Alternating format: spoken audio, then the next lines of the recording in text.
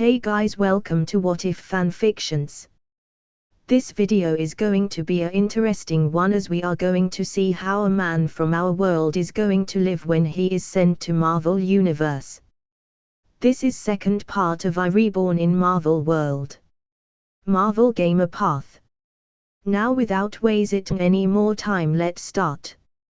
Confident in my abilities, I followed Ulysses to Hydra's trap, knowing full well that he would ally himself with them upon arrival, but that didn't matter, in fact made my entire original mission all the more easier. After all, now I had a reason to kill the Black Arms dealer.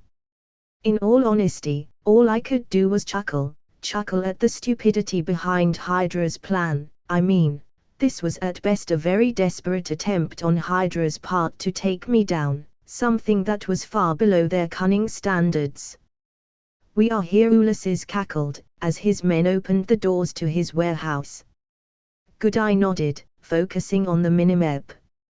Each red dot on it was a target, a life I would take today, so I had to have an accurate number, so that I could count the bodies afterwards. "Mr. Walker, that voice, Edward." I gritted my teeth. Edward above me, on the second floor of Ulysses' warehouse, stood the man that tortured me for months, the man whose pleasure was my pain, my last personal loose end. Hydra's exterminator, that's how they call you, the unbounded knight. Poetic, isn't it? Edward chuckled under his breath, his eyes on me, as more and more soldiers started to appear. "So, what is this, Edward? Hydra's last attempt to capture me?" I inquired, noticing how the agents were not drawing their weapons. This made me uneasy. "Oh dear no," Edward shook his head. "We know now, after what happened to the Winter Soldier, that you can't be contained. You are a threat, one that needs to be eliminated. And you plan to do that by having your goons stare at me." I snorted. "My goons? Well, I suppose after you killed so many agents, I did get a few promotions, but no, we know that we can't kill you by simple means." Edward grinned, delighted by something. I eyed the man, wondering what was his game.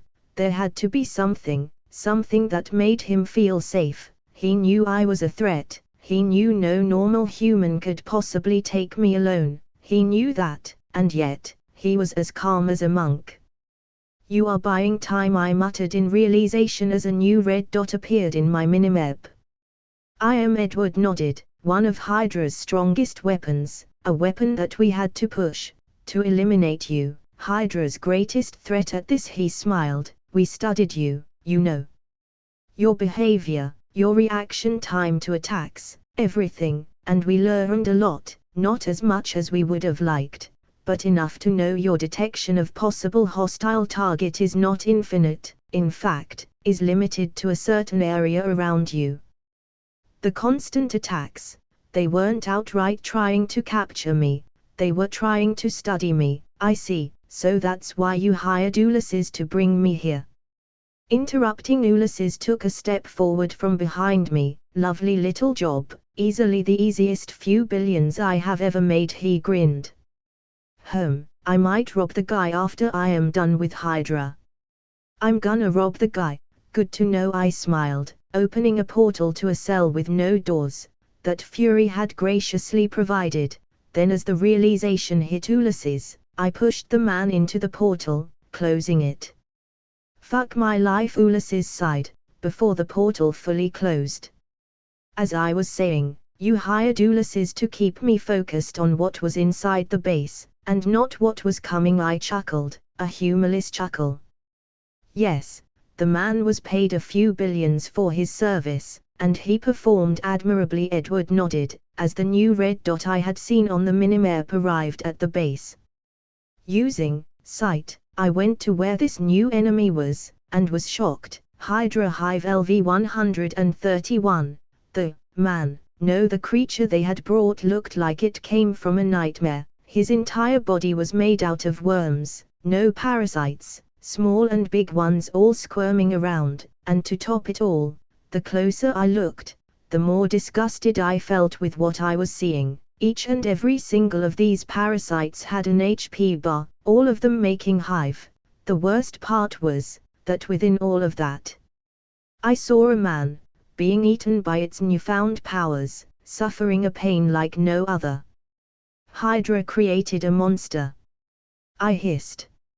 Hive was supposed to be a project for the future, soldiers blindingly loyal to us, because they simply had no choice. You pushed his creation. Edward grinned, bowing. Behold, Hydra's first step to world domination. At this Hive came into view, his steps making wet slimy sounds. You must be the one I must kill. Worry not, Mr. Walker, after your death, I will make sure Emily comes back to Hydra. After all hives need a queen. Edward smiled at me. You must really want to die, I assure you. There are far easier ways to do so, I growled, my eyes on Hive. For now, nothing else mattered. I had to kill this abomination. The rest was inconsequential. Hive had to die, and then, the mad minds that created him. New quest created equals destroy Prototype Hive. Prototype Hive is a mutant abomination, an experiment transforming a normal agent into a weapon with undying love for Hydra. Should you fail on defeating Hive, the world as you know it will forever change. Objective: kill Proto-Hive. Rewards: 5.000.000 EXP. Failure: death. I looked at Hive as he, or it approached me, his eyes filled with something I quite couldn't read. Hate, hope, suffering. I couldn't really tell. With each step there was a sick, wet sound, like lips smacking over something slimy. A few steps from me, its head slid from his torso and toppled to the floor, startling me, for even on the ground, it was looking at me. Time to die. It grinned, the wet sound of his movements getting louder and louder. Soon enough the body started to break down, to shake, to bubble with movement, like a swarm of worms trying to break a water balloon. This shit is disgusting, I muttered, creating a shield around me. The parasites that broke from its body started to circle me, each one being between 5 to 10 inches long with rows of tiny teeth that made them look like leeches. Enough, I said, blasting the creatures with a few mana bolts. For whatever they were, I didn't want to touch them. Something inside me told me, it would be a very bad idea to fight this as a melee. The last things I wanted was to give one of those things access to my body. Fast, and with a slimy sound the creatures that once circled me regrouped in 4 points, making a square around me. Then, with a low but audible hissing sound they started melding into one another, creating 4 masses of abnormal, bloated things that grew into 4 glistening towers of darkness. Now, instead of one, I was facing 4 creatures. They had reformed, taking the shape and color of what I could only describe as nightmarish creatures, born from the imagination of Lovecraft himself. You can't beat us, you can't kill the many, the 4 abominations hissed, the 4 walking towards me.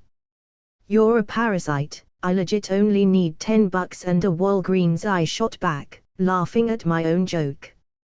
Hissing, the 4 slimy entities ran towards my shield, slamming themselves against the magical surface with enough strength to crack the floor beneath me under the pressure. Taking that into consideration, I knew I had at best 2 minutes before the amalgamation of parasites managed to break my shield, so I had to plan for it before it happened. I saw your beginning, Mr. Walker, and now, I will see your end. Edward, who was watching the fight, smiled. How truly fortunate I am. Ignoring the little bastard, I focused on parasite attacking me, using my telekinesis to push all 4 against the walls, confirming something I wanted to confirm, which was if I could hold them all together, or they would break apart. It seems that as long as they are connected making a form, I can hold the collective of them. Good, now I had to find a way to kill them all at the same time. Fire usually works for such creatures, but I have no fire-related skills. Resistance is futile. The parasites said with one voice, reforming into a single entity once again, its HP still at 100%, meaning that thing was receiving no damage altogether. Using sight, I looked all over the base as the monster approached me, each room empty of the means I needed to destroy the creature. No fire rooms, no flamethrower, but that was good, the world was my battlefield. I would really like to, who am I kidding, I would not like to fight you like a man, you disgust me, I smiled, looking in my minimap to see if Hive was complete, or a part of it was hiding. I needed to kill all of it, not just the majority, but much to my dismay, there were too many red dots around to tell, that bitch. Ha ha ha ha. To think he had prepared for this, he knew the multiple enemies would confuse me, and fuck my detection, I mean, I couldn't really focus with Hive keeping me entertained. They knew I would try and kill all of Hive. They planned for the possibility of me winning, which is why I was surrounded by Hydra agents, to help Hive hide. Move, run. Edward hissed, noticing I had finally caught on to his plans. Move. Run, ain't that wishful thinking? Die.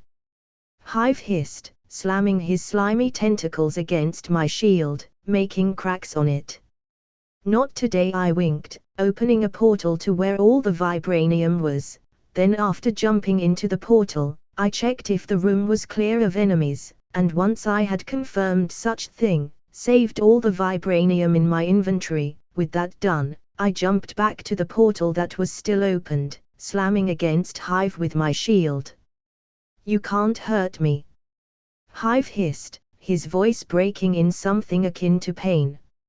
I can't, I admitted, my attacks were dealing no damage, for apparently for each parasite my attacks killed, 2 were born, so Hydra-like it was sickening. But, I also can. Taking a deep breath, I opened a portal behind Hive, and ran towards the parasite, planning to tackle him with my shield into the portal. Hive. Dodge. Edward roared, but it was a bit too late. His strategic thinking had been wrong. He first thought I would fail to notice him and the agents working as human VPNs for Hive. Then he idiotically thought that once I discovered his plan I would go and kill them to make my search for all of the parasites that constituted Hive easier. A stupid thought, I had no need for it, because with Hive having parasites out of his body, I had confirmed something. As powerful as this creature was, its victory against me was a bet, and bets have awful odds against the ones who makes them. Trying to follow Edward's command, Hive tried to break down, but unfortunately my first discovery of his body helped me here, for I was keeping him together with my telekinesis.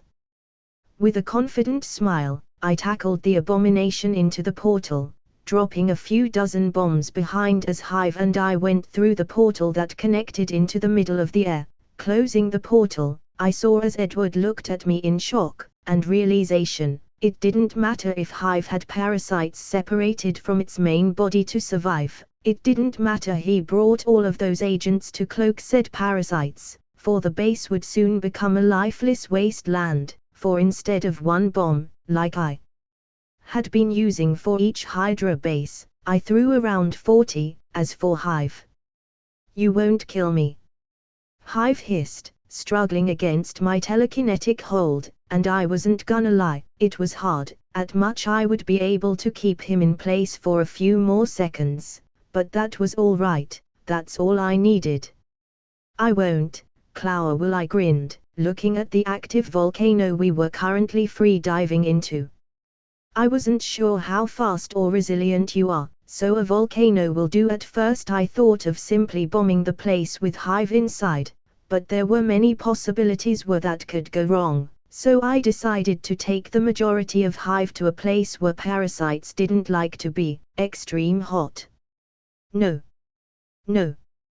Fear, well, I guess this settles it.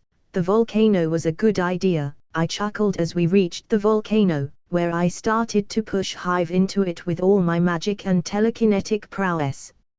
Its struggles were stronger now, and I could barely hold it in one piece as it was, but before its form could shatter into a million worm-like entities, I shoved the abomination into the active volcano, with me being a few meters away the extremely hot lava, seeing how Hive hissed in pain, before its life faded away.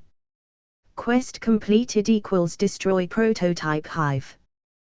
Prototype Hive is a mutant abomination, an experiment transforming a normal agent into a weapon with undying love for Hydra. Should you fail on defeating Hive, the world as you know it will forever change.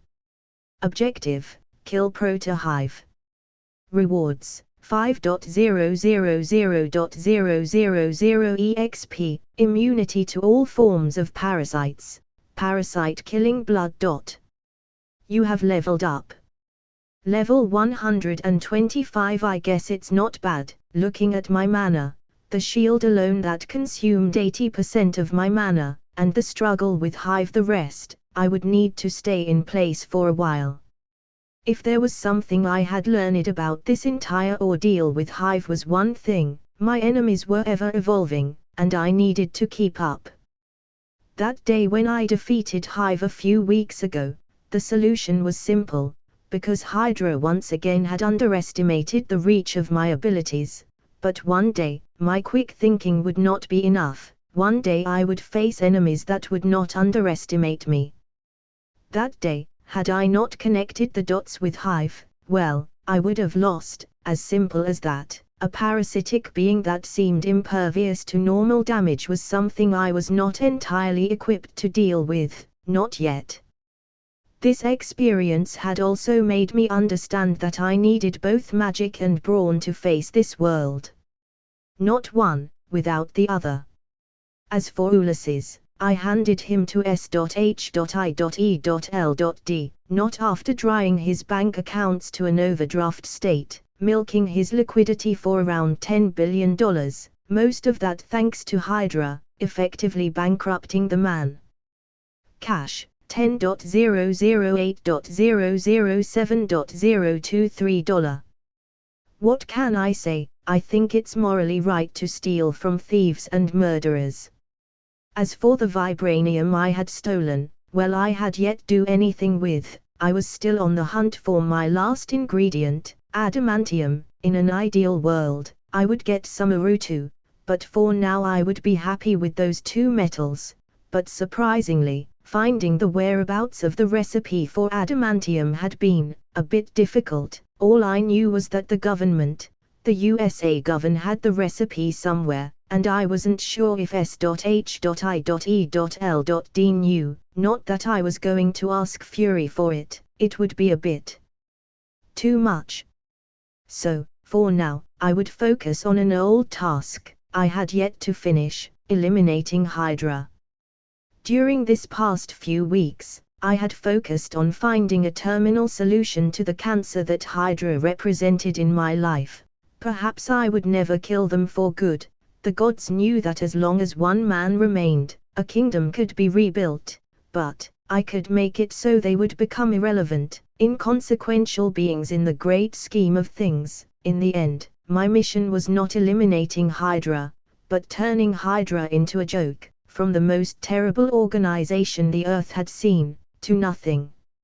And for that, I needed one person, Fury, for it was time to test my hypothesis about my power connecting to things I owned, and Fury was the guy I needed for this task. He had contacts in the government, and with his help, I buy a satellite, get the permits I needed for it, and launch into space.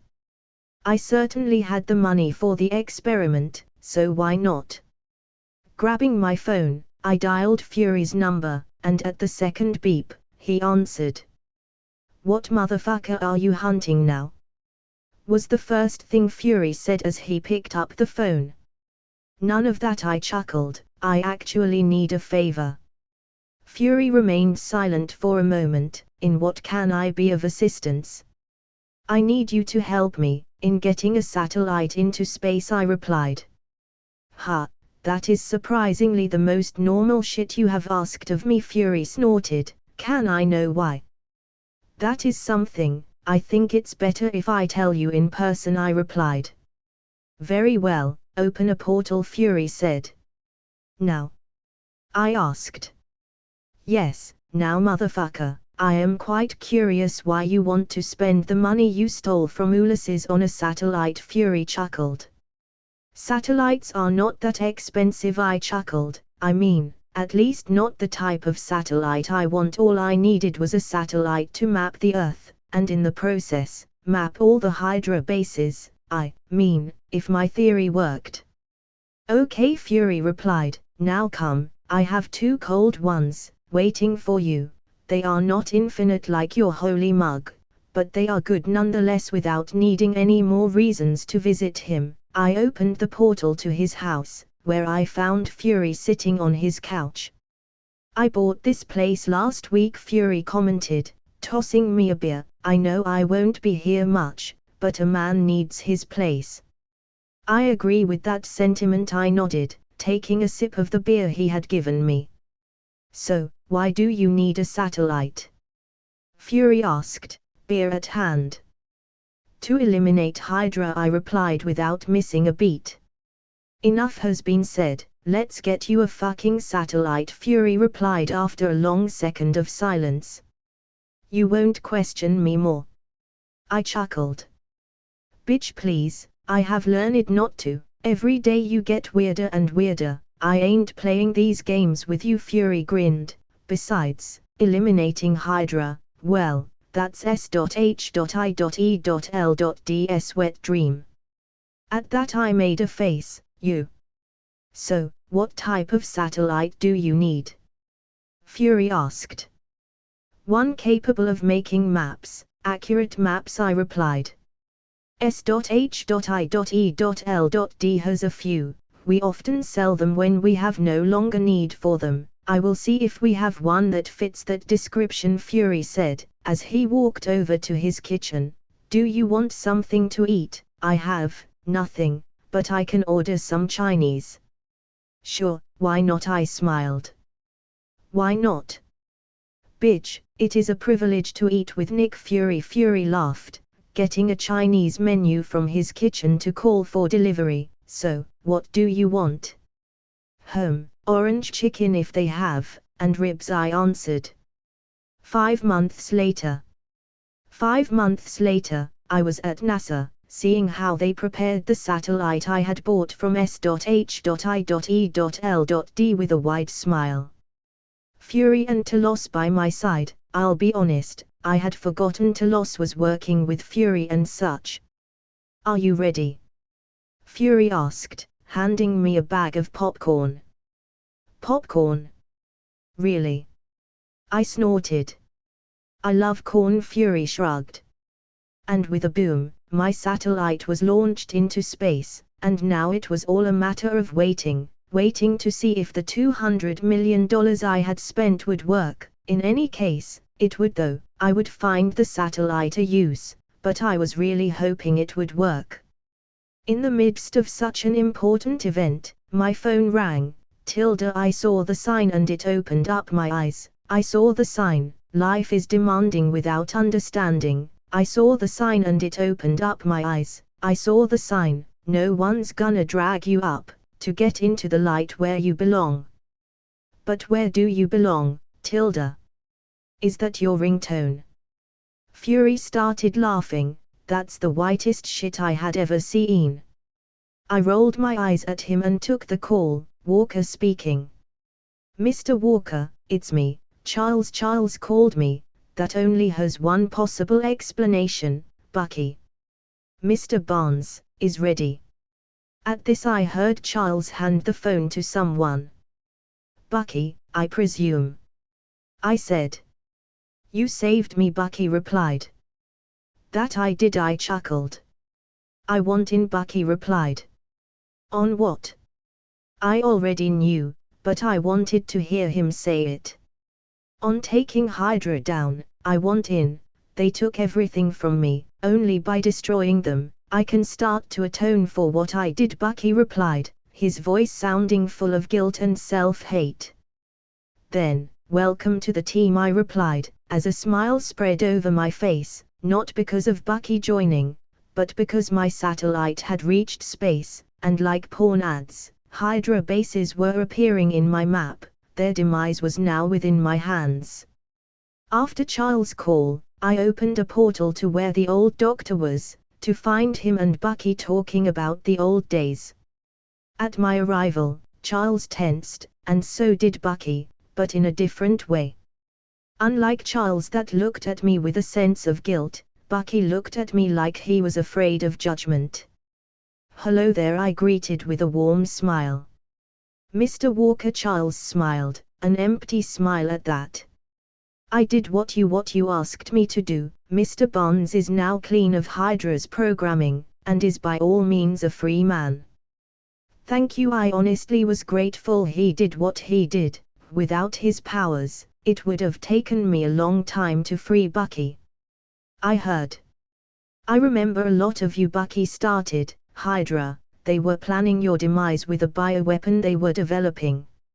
I looked at him. "Hive?" "Yes," Bucky replied, eyes wide as he came to a realization. "You killed Hive?" "Yes," I nodded. "It was both hard and easy to do. It was basically an environmental kill." "Good," Bucky nodded. "Then for what you came." "I want to destroy Hydra, so that I can start to atone for what I did." His eyes were full of determination, and pain, so much pain, to think if things were different, if I didn't have this ever-changing power, that could have been me. "Well, about that," I smiled, "you won't need to do a thing. I mean, I can leave a base without destroying if you want to have your fun." Bucky blinked, clearly confused by my statement, confusion that soon turned to anger. "I don't understand. What do you mean I don't have to do a thing? It's the only way I can atone, that I can." "Bucky, Hydra is no longer a threat, and it will never be, not anymore." I grinned. Since my satellite launch, Hydra bases had not stopped appearing, one by one, sealing their fate. By the end of the day, I estimated I would know where every single Hydra base was. They will always be a threat. Hydra is a disease, one that needs to be stopped. They took my life, they took Emily's, they took yours. Bucky growled. "I know," I nodded, a cold air rushing through my face, "and I am taking everything from them." Taken back by my declaration, the Winter Soldier took a step back. "I still don't understand." "I will soon know where every Hydra base is located, and, you know," I winked. "You will do what you did for the others," Bucky replied. "That won't work on all of them. Some are close to civilians. You would be killing thousands of innocents. So far the bases you bombed had no civilians close, but some will." He had a point. "Shit, you right," I sighed. "Okay, then, let's empty those bases together." I smiled, extending my hand to the Winter Soldier, who did the same, giving me a firm old-style handshake. "Let's," Bucky hissed, already imagining himself killing Hydra agents. And so, my quest to eliminate Hydra began with the Winter Soldier by my side. Some bases were bombed, others were eliminated by hand, some were easy to deal with, others not so much. In some bases, we encountered unfinished experiments that made things like the Hive look pleasant. In others, we saw how deep Hydra's connection to the world government ran, and so we took names, and then their lives, each day nearing us closer to a Hydra-free world, well, as free as it could be. In some raids S.H.I.E.L.D aided us, not because we needed it.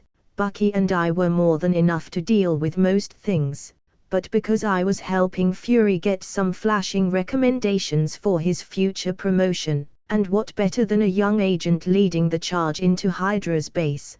But I ain't gonna lie, the other reason I was revealing myself to the government was rather simple. I was still missing a piece, an ingredient to start crafting my armor, and to find it, I needed to work the system from the inside out. It didn't matter anyway, if they knew or not about me, the only reason I ever hid was because of Hydra, and they don't scare me anymore, they can't hurt me anymore. In a way, I was pulling a Tony Stark, telling the world I was here, and I didn't give a fuck about people knowing it. It was a power move, one that I know had the power to back it up. This is the last base, right? Bucky asked, reloading his weapon, as the hundreds of Hydra agents came at us shooting. No, there is still one left, but it has no living beings inside. If I had to take a guess, it was the base where Arnim Zola's mind was. I still can't believe these bitches had so many properties around the world. Instead of world domination, the fuckers should have gone to real estate. By this point the world would have been theirs, Fury commented, throwing a grenade into a group of incoming soldiers.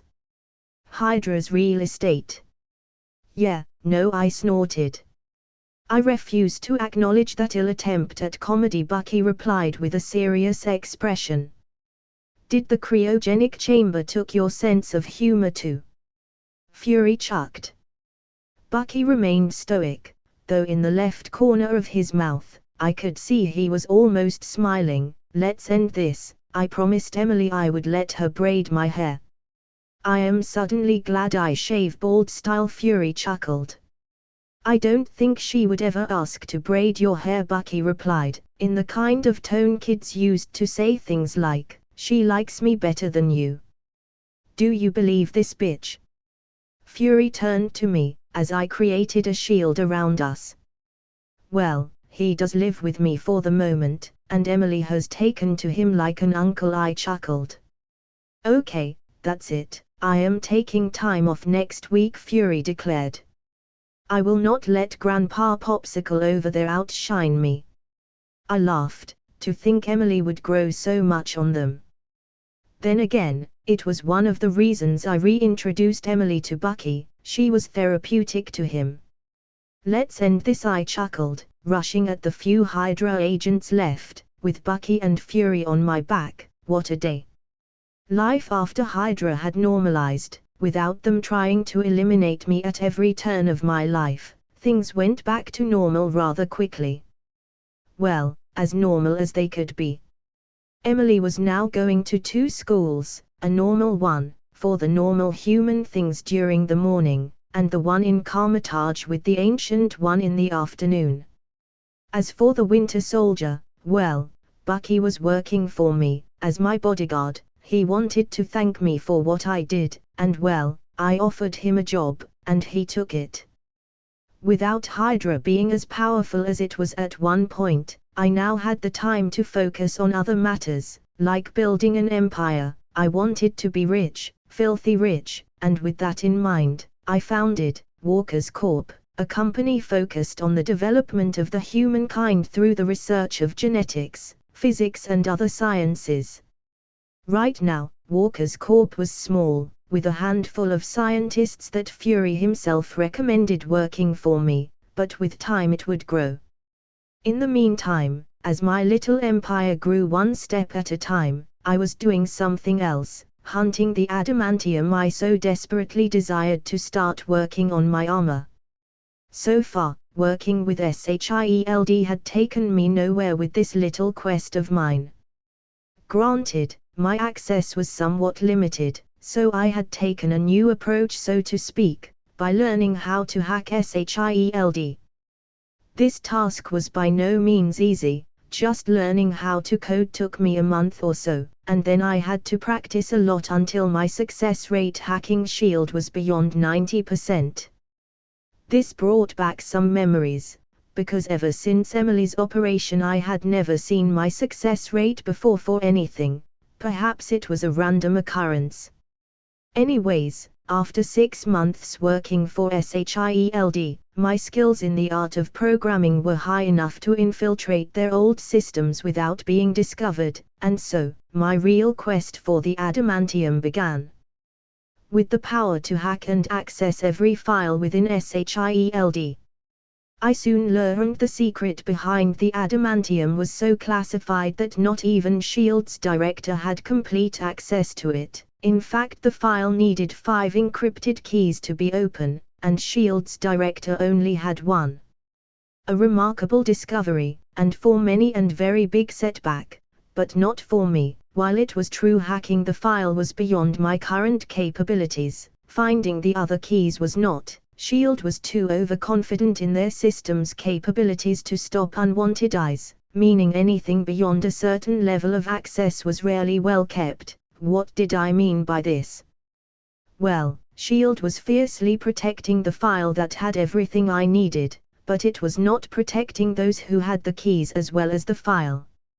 And because of that, it took me less than an hour to find who had the keys, and where to find them. With portals and a bit of patience, I managed to visit every key holder, eventually gathering the codes I needed to break the file open. Had S.H.I.E.L.D. or the government protected the location and names of those who held the keys as good as they protected the file, well, it would have probably taken me a year or two to find what I needed, so I suppose in a way I should thank them for their negligence. Now, with the file in my hands, all I needed to do was visit the place where my last ingredient was. Grinning, and barely containing my excitement, I opened a portal to the ultra-secret base that kept the formula for the adamantium as well as some adamantium in it, and hid. The last thing I wanted was to make an enemy of the government, which is why I was using a disguise and an illusion to cover my entire being. I mean, at one point they would discover I was here, and I didn't want no arrows pointing at me. Using sight, I traversed through the base with little to no difficulty. The base was basically a Hydra base with a few extra things here and there, but like every Hydra base I had visited, it was rather easy to avoid being detected if you knew how to move through the place. Eventually, I reached the holy grail of the base. I could barely contain my excitement as my eyes laid on the adamantium I had been looking for. Grinning, and wasting no time, I stole the base drive of the metal, as I opened a portal to one of the many control rooms in the base. If the recipe was around here, I would find it. Knocking everyone out before they could even see me, not that it mattered, I was wearing a disguise. With a sigh, I connected to the main computer and searched for the recipe to find it was located on a floor that was below the base by a few hundred meters, a floor that only one entrance, and one exit, both having only one key. Fortunately for me, I had no need for keys. Once again, I opened a portal to the floor below, to find myself in front of a massive safe. It was as big a house, a 3-story house to be precise, with thick impenetrable walls. I guess another portal. I guess portals were becoming my old reliable method of solving problems. Inwardly chuckling at that, I opened a portal inside the safe, this time, finding a hard drive in the middle of the safe.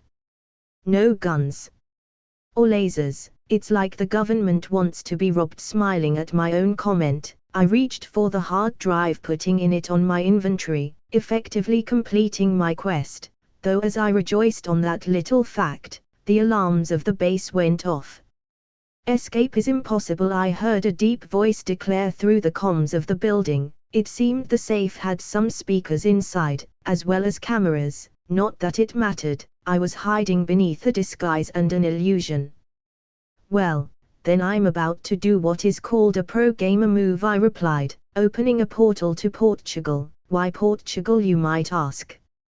Well, if they can see the portal, they can see where I am teleporting, ergo, I don't want them having any clue where I am going. And so, my quest was completed, and now, a new chapter of my life began, a forging one. With all the ingredients I needed at my disposal, I started the process of creating Earth's mightiest armor. First, I started with the design, taking inspiration from one of my favorite games, Dark Souls. Then when that was ready, I started the process of forging my armor, using a combination of several skills. Mana forging, a skill I had developed during one of my first Hydra raids, and some of my other blacksmith skills to back that up. The hardest part was making my forge go up to 5,475 degrees Fahrenheit, as it was impossible for any normal forge at the time to go to such temperatures. But the Ancient One helped there with magic and such. It was really difficult matter altogether. For one, vibranium needed more heat than the adamantium itself, making the numbers clash, and for two, once out of my inventory I needed to keep my adamantium above 1500 degrees Fahrenheit, for if it hardened it would be impossible to melt again. It was a completed affair. Both metals were extremely different, and operated under vastly different sets of rules, so to create an armor using both metals was by no means an easy task. But it's like they say, when there is a will, there is a way. And my will was strong. 3 months later, by April of 1995, I had finally done it. With the help of the Ancient One I had created my armor, an armor to help me face what was to come, my very own masterpiece, an armor made of a unique alloy of adamantium and vibranium, unbreakable by any normal means. And with the help of magic, I increased the capabilities of the armor quite a bit via enchantments, and some protection spells the Ancient One added into the mix as a way to make the armor even more resistant to damage. But even with all that, the armor was far from finished. I still needed to add some little adjustments here and there, to avoid being killed under the most ridiculous circumstances. Like for example, meeting another person with magnetic powers. Take a moment to process that. If I ever encountered anyone like Eric, I would be fucked beyond comprehension, so I needed to make the armor resistant to such events, otherwise I would die a rather gruesome death. As I walk through the valley of the shadow of death, I take a look at my life and realize there's nothing left. 'Cause I've been blasting and laughing so long that even my mama thinks that my mind is gone. But I ain't never crossed a man that didn't deserve it. Me be treated like a punk, you know that's unheard of. You better watch how you talking and where you walking, or you and your homies might be lined in chalk. In the midst of my creative inquisition, my phone rang. Hello, I said, taking the call. Alex, I need your help. Fury spoke through the other end of the line. He sounded serious. Was he perhaps gonna ask me to help him find who stole the adamantium? That would certainly be a bit awkward. Is there anything wrong? Well, I guess it depends on what you measure as wrong. Fury chuckled, a strained chuckle at that. To give you the short fucking version, our friends the Skrull and I used the word friend very lightly, have been keeping secrets from us, and in short have been fucking lying to us. Oh, the events of Captain Marvel were finally here. Intriguing. Could you elaborate on that? The fuckers never abandoned the plans of colonizing our asses. Well, that I didn't expect. I would have thought our alliance with the Skrull would make them less likely to try and betray us. I never fully trusted them, so I put mics all around their quote-unquote base, and I am glad I did, for I heard the fuckers talking, something about, and I am quoting, that this was their only shot, something about them not having any other choice at all, that this planet was their best and only path. Avoid someone they call the Kree. Fury sighed. So Fury spied on Skrull. Well, he ain't the spy for nothing. Though this made me wonder, do you have mics on at my house? Do I look like I want to die? Fury snorted. Your weird-ass powers make it impossible to do shit like that. True. So, the Skrull betrayed our alliance. Well, I'll be honest, that is not something I expected. Well, I did, Fury stated, as I snorted in response. What? I don't even trust your ass, why would I trust theirs? Fury, you wound me, I chuckled. Bitch, I know you hide stuff, Fury chuckled. Anyway, enough chit-chat, I need your help. Can you help me? You know what, fuck that, you owe me after your drunk ass blew up my house during our last reunion. New quest created, Captain Marvel and the Kree. Captain Marvel, a human turned into an extraterrestrial Kree warrior by chance, who finds herself caught in the middle of an intergalactic battle between her people, who she thinks are her people, and the Skrulls. Kree, humans and Skrull, and cosmic forces come into play. Pick a side, or pick none, either way the war is coming. Rewards, 50.000.000 EXP. Optional reward, the Space Stone. Accept, yes/no. Optional reward, a fucking Infinity Stone. Yes, of course I'll help you, what are friends for? I replied as I smashed the yes button. That was a reward I would not turn down. Good, Fury sighed. Now, open the door. At this I heard a knock at my door. I am staying with you until I know who I can trust and who I cannot, also until I can explain to my insurance and realtor what happened to my house. I still have yet to find a lie believable enough for them to believe. I'm sorry, I chuckled, opening the door. I am sorry my ass, you melted my rosewood desk with a fucking magic beam. A mysterious bald lady had to teleport your ass before you melted the entire complex. My neighbors think I made a satanic ritual. You know how hard it is to buy a house when people think you worship the devil. Fury ranted with a small smile on his face. He wasn't truly angry. Okay, you can stay for now, I chuckled. Maybe the cup of infinite spiritus vodka was a bad idea. I really don't remember any of that. Fury was right, the Skrull were planning to double-cross us from the very beginning. An idea I didn't approve of, but didn't care enough to retaliate back, especially since my focus was solely on Captain Marvel. She had arrived to the planet just like in the movie, 4 hours ago, and was currently close to a radio shack close to my house according to my maps. If my memory serves me right, she was trying to contact the Kree. What are we going to do with the Skrull? Fury asked, as he petted Goose. Oh yeah, Fury had no idea I didn't care about the Skrull at all at the moment. My main concern was the Kree. I don't know, I replied. Very helpful. Fury sighed, rubbing his eyes, when all of the sudden he got a text message. I'm gonna get some coffee, you want some? He asked after a second of silence. Yeah, anything, it's good. I nodded. Roger that. Fury replied, grabbing the keys of his car from the kitchen table before leaving the apartment. Once I was alone, I started to try and connect the dots of the events occurring around me. If I remembered correctly, Talos was supposed to arrive at Earth around the same time Captain Marvel did, but he didn't. He arrived almost a year earlier, meaning one of two things: one, the events of Captain Marvel in the movie were off, or my presence here had fucked something the timeline as I knew it.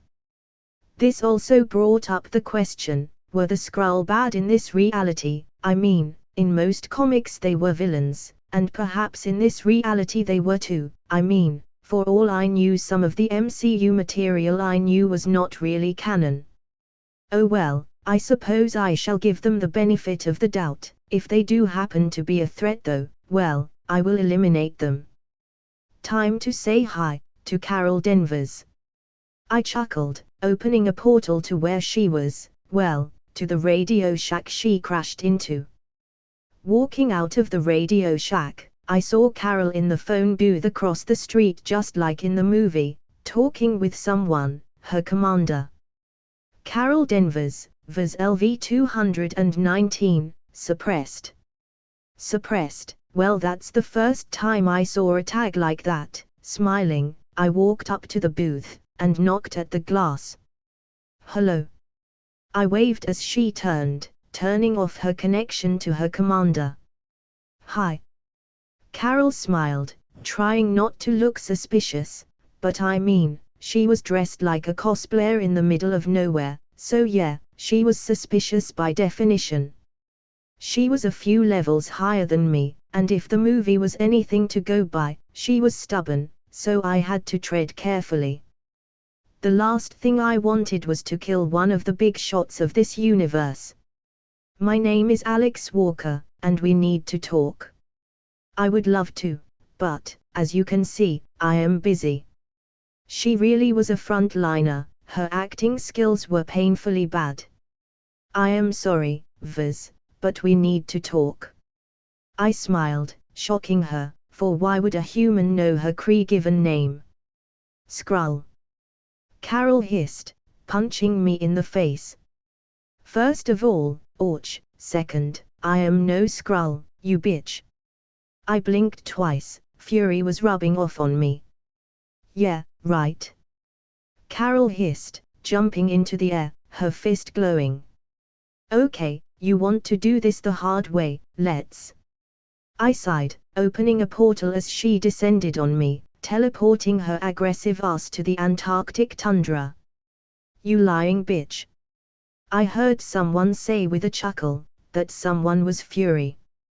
Fury, hey bud, where is that coffee at? I waved at him. You knew something was happening here, and you didn't tell me. Fury chuckled. You didn't tell me either. I pointed out with a knowing smile, I knew the text message he had received was about the Radio Shack incident. You are basically all-seeing, besides, you are my heavy hitter, don't want to tire your ass with detective work, more than not these missions are nothing but an old lady with an overly active imagination. Fury replied. I laughed. Okay, well. I am off to try and speak with a very aggressive lady. I assume she is the one that fucked that Radio Shack. Fury pointed to the Radio Shack in question. Indeed. I nodded. Can you tell me more, I mean, anything at all? Fury sighed. I will in a bit, but first, I need everything you have on Carol Danvers. If she killed a bug and was recorded, I want it, okay? That information would help Carol to understand she was being used, I hoped. Okay. Fury nodded. Just like that. A new voice asked, startling me, it was no other than Agent Coulson. He is unknown, shouldn't we question him too? Question him, huh? Be my guest, in fact, let me get some popcorn. Fury snorted, question him funny. God, I didn't even notice he was behind you all this time, he needs a bell on his neck or something. I chuckled. Sir, do you know this man? Coulson inquired. No agent, I just befriended a random stranger on the street, now get your ass back in the car, he outranks you in S.H.I.E.L.D. anyways. Fury replied with just the hint of a smile. He works for, my apologies sir. Coulson bowed, why was he bowing though? I am, a consultant of sorts, but S.H.I.E.L.D. decided to give me a title, above most normal agents like you, anyway, I have a very aggressive blonde to talk to, and little time to do it. The last thing I wanted was for Carol to discover she could fly. Okay, while you talk with the possible threat, I will get the files you requested. Fury nodded.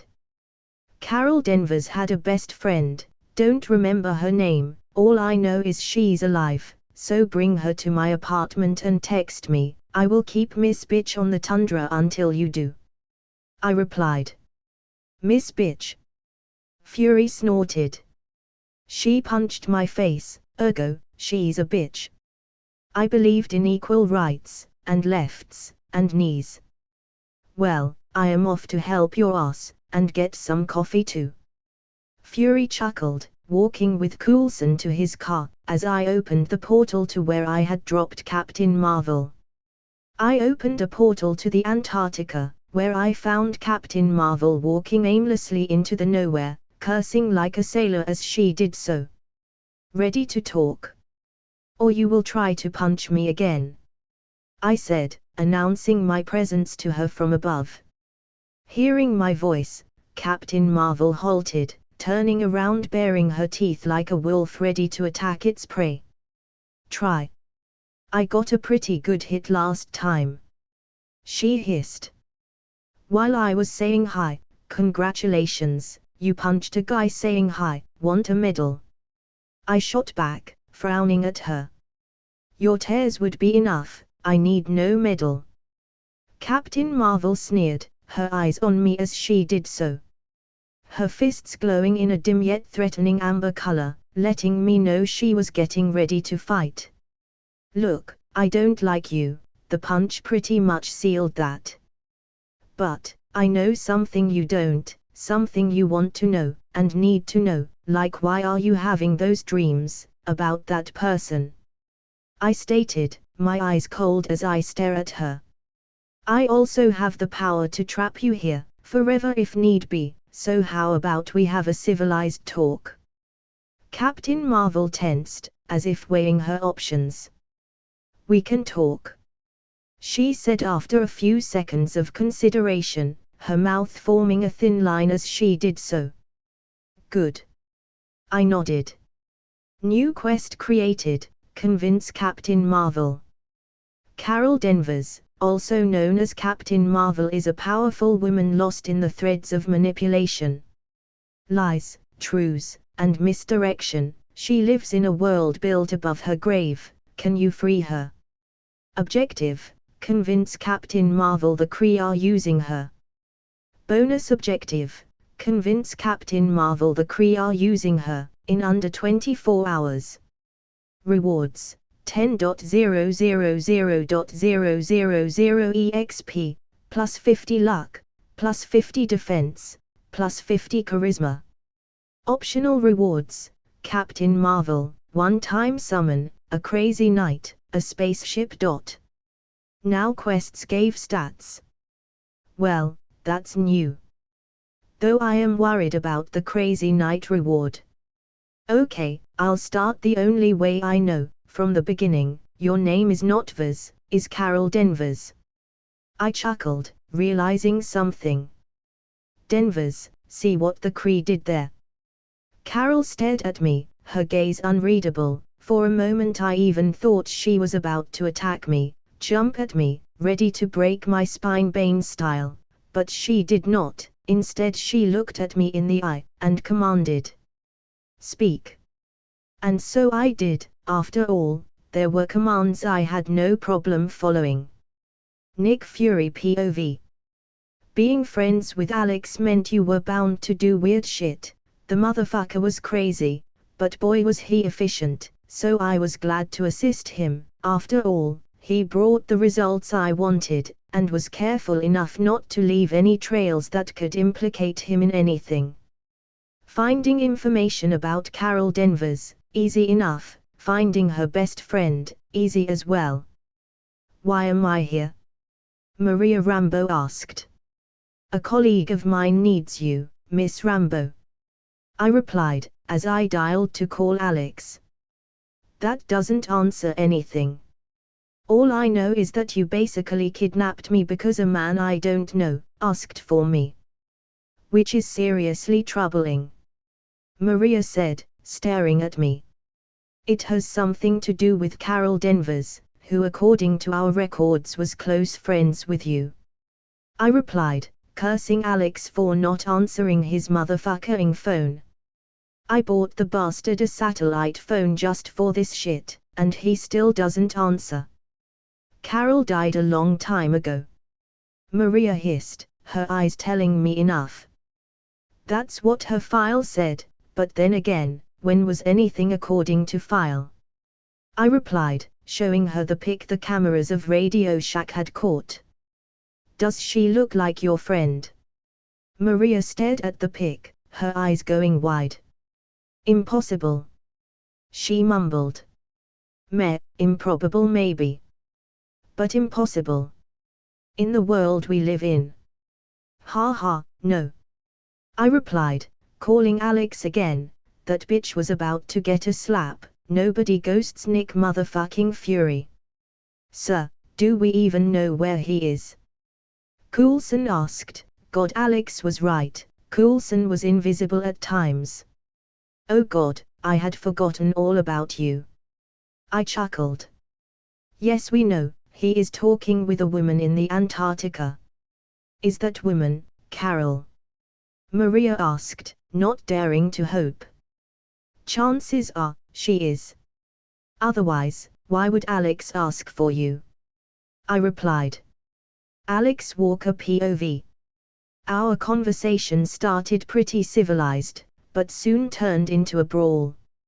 Let's just say she didn't agree or believe some of the stuff I had shared with her, and was now trying to, well, kill me. You think I will believe that? Carol hissed, punching me in the face, as I whipped the bitch to an iceberg with a magical whip. If only you could wait, you would see I am telling the truth. I shot back. You want me to believe that all my life was a lie? Carol asked, her voice sounding tired. Not all of it, just the last decade. I replied. What proof do you even have? Carol growled. If you let me answer my phone, I can get you that proof. I growled back. You have 30 seconds. Carol roared. Eat a dick. I roared back, calling fury, who answered immediately. Finally, bitch. I have been. Before he could finish that sentence, I cut him off. Fury, I do not have the time. Do you have what I asked for? If he didn't, I was about to punch Carol amnesic. Fuck the quest. I do. Fury replied. Good, then buckle up. Buckle up for wait. Why did he scream like a little girl? Well, I opened a portal in front of his car, and well, he went right through it, and now was falling into an iceberg. Of course, before he did, I stopped the car with my telekinesis. Is that your proof? Carol said, glaring at me. It is. I replied as dryly as possible. Slamming the door of his car open, Fury came out, as white as the Antarctica itself. You crazy bitch. Enough about that, where are the files, and Maria Rambo? I asked, only to hear a woman mutter. Carol. Yonrog POV. Viz was not replying, and in her mind there were already doubts about our people. Doubts the Skrull had reawoken within her, with their mind-probing machines, releasing dreams and memories into her head that should have never been released to begin with. She was our greatest weapon, our nuclear deterrent, our key to conquest, and now she was in doubt. Our mission was clear now. We needed to retrieve her from Earth, and connect her to the Supreme Intelligence for reconditioning. Or kill her, both paths were okay. For if we couldn't have her, no one would. The Supreme Intelligence summons you. I turned around to see a soldier standing at the door with the summons of our great leader. Understood. I replied, for whatever the Supreme Intelligence wanted, I would provide. Walking out of my station, on my way to the Supreme Intelligence, I started to contemplate about what path I would actually have to take. Killing Viz would certainly prove to be difficult, and wasteful, but if it was what the Kree Empire needed, then I would. But, without her, we had no weapon against the Mad Titan. So and all, it was a complicated affair altogether. Sighing, I opened the door to the Supreme Intelligence and connected myself to the Matrix. Yonrog. The Supreme Intelligence said, appearing as the person I admired and loved the most, me. You lost her. She will return, doubts she might have, but I trust in our training. I trust she will believe us, over those inferior beings called humans. I replied, if not, she would die. Naive, as always, Yonrog.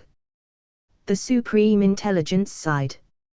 Humans are emotional beings, fragile creatures, weak, but is that weakness that will make her our enemy. She will believe, and she will come to us, as our enemy. Then, I will kill her, I declared, which made the Supreme Intelligence laugh. No, we need her alive, for now. We need to extract the source of her power. Once that is done, once we successfully extract the core from her, then we will kill her. The Supreme Intelligence said. Understood. I nodded. Good, now go, and bring me the girl. Carol Denver's POV. Years living a lie, years serving what Alex described as an authoritarian regime whose sole objective was conquering the known universe. For years I thought I was fighting on the right side of this war, but in reality, I was nothing but a fool, being used by others. So, now what? Fury inquired. I don't know. I replied, for I really didn't know what to do right now. Well, I did, but I just didn't want to say it out loud, not yet. So where is the guy that almost gave me a heart attack? Maria asked, looking at Fury. After showing me all the proof I needed to believe him, he teleported us to Maria's house, and left. No one knew where he was, or what he was doing, which had us on edge. Don't look at me, that guy is impossible to keep tabs on. Fury chuckled. But wherever he is planning something. How did he know about me though? I asked, getting Fury's and Maria's attention. I mean, I remember you Maria, I remember Marchville, but, him, I don't. I don't know him either. Maria added. I doubt you girls knew him. Fury replied. He is a mystery, one that happens to work with us, but all I know about him is at best on a surface level. He has no prints on this planet, no documents connected to him. What he has, what little paper trail he has, is because of me. But in truth, he is a ghost by human standards in terms of information. Maybe he's an alien. I offered. I mean, humans didn't have power according to Kree files.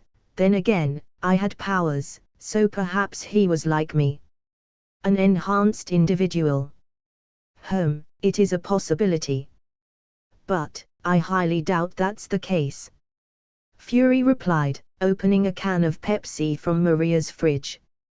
Well, as long as he's an ally, nothing to worry about, right? I chuckled. He is more than an ally, he is Earth's mightiest hero, but that's just my opinion. Fury chuckled. Before I could ask Fury to elaborate on that, the bell on Maria's house rang. Get ready, I said, ready to break some bones if need be. Calm down, Lantern Girl. Fury chuckled, seeing my fist glow. I know who's outside. At this he opened the door, letting in a man with a metal arm come inside. Alex told me you guys needed my help. The unknown man said, looking at everyone around the house, with a look I was all too familiar with, a look trained soldiers had. He was assessing who was the biggest threat in the room, and he did so spectacularly, for his eyes eventually locked on me. I am your ally, I said with a smile, ready to fight if he was. Alex would beg to differ. The man replied with a cold tone. I suppose Alex has his reason, but for now, we are allies. Fury said with a smile. So for now, don't start anything. James. I won't start anything. James replied, his eyes on me. But if push comes to shove, I will finish things. Don't mind him, he's a little protective of Alex and Emily. Fury chuckled. I owe him my life, it's the least I can do. James replied, without missing a beat. He saved mine as well, I think. I replied. Brainwash? James inquired. Apparently. I nodded. I get the feeling then. James said, his tone getting colder. Adorable, but where the fuck is Alex? Fury asked, getting everyone's attention. He said he had something to do, he didn't elaborate on what, and I didn't ask. James replied. Okay. I guess we wait then. Fury said. Is that a Hello Kitty sticker? I snorted, pointing at James' metal arm. It is. Any problem with that?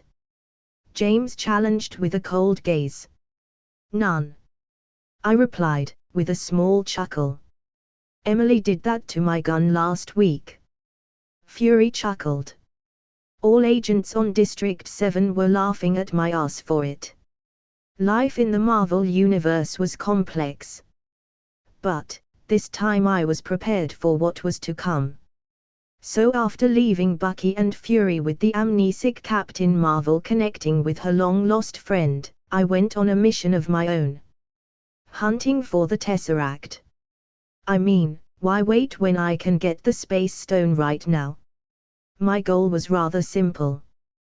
The more stones I had in my power, the higher my chance to stop Thanos from snapping his fingers in the future.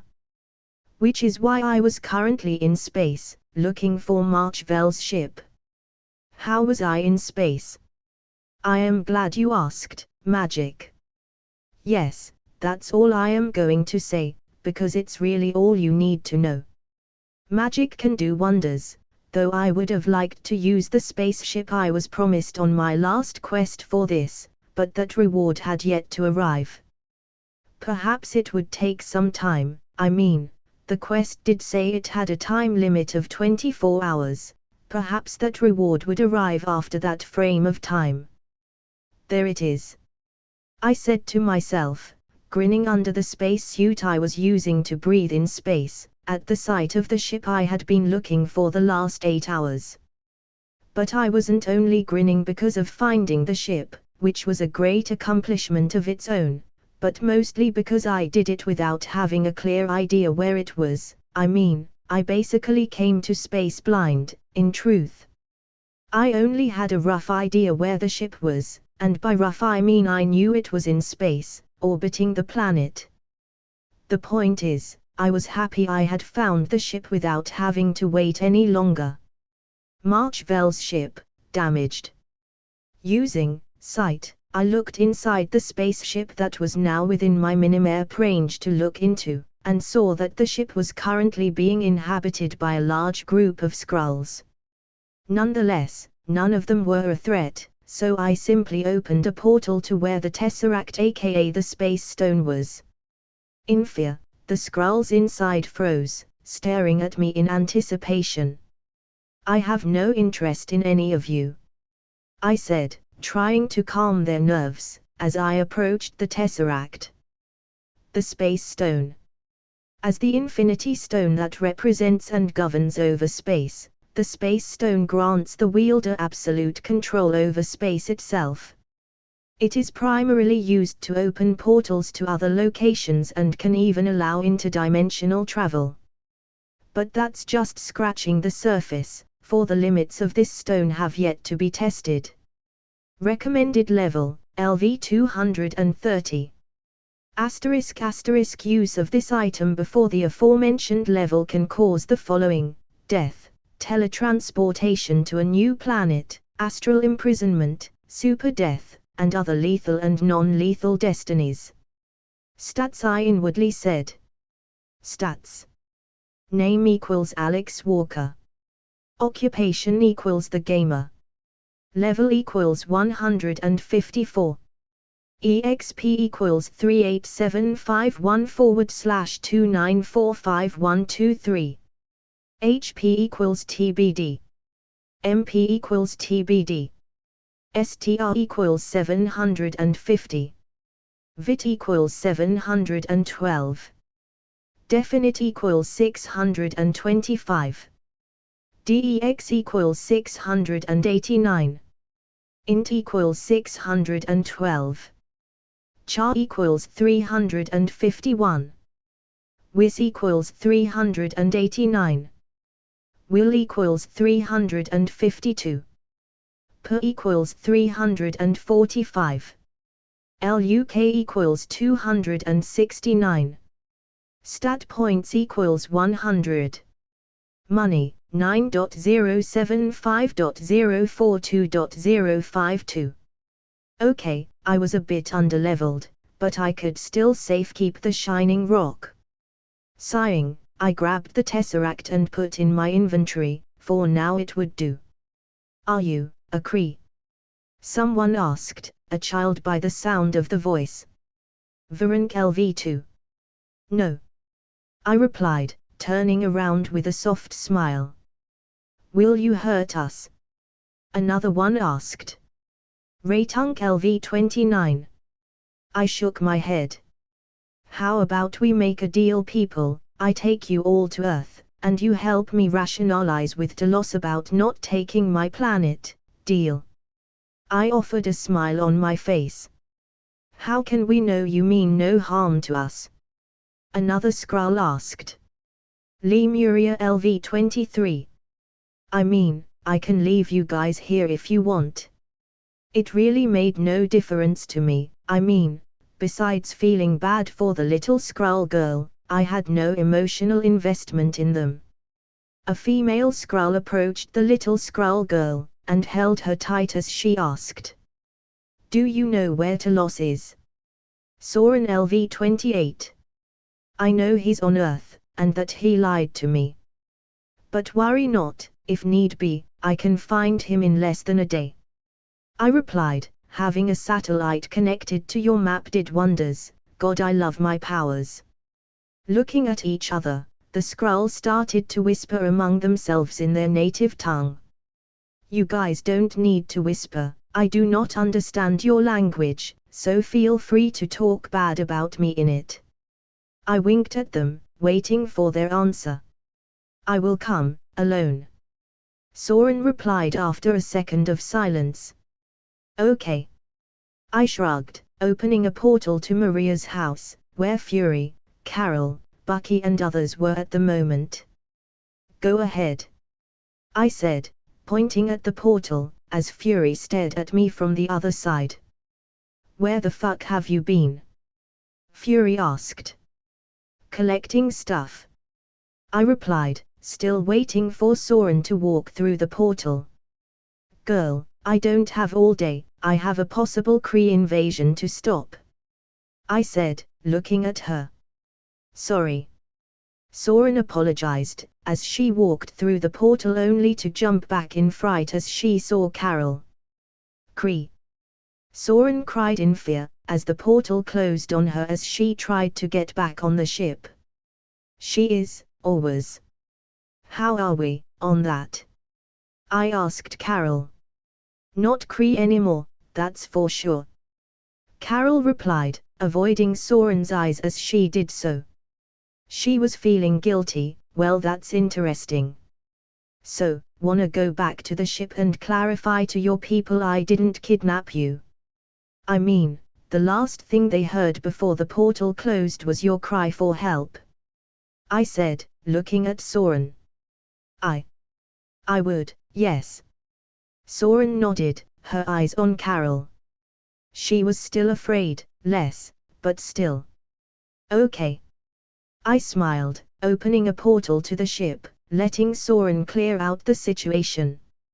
So, can we know why were you on the Skrull ship? Fury asked, and I shook my head, as Carol looked at me with a knowing look. Fuck. She knew. Well, it's not like it was a secret, but it was a conversation I wanted to avoid, like the sex talk with Emily.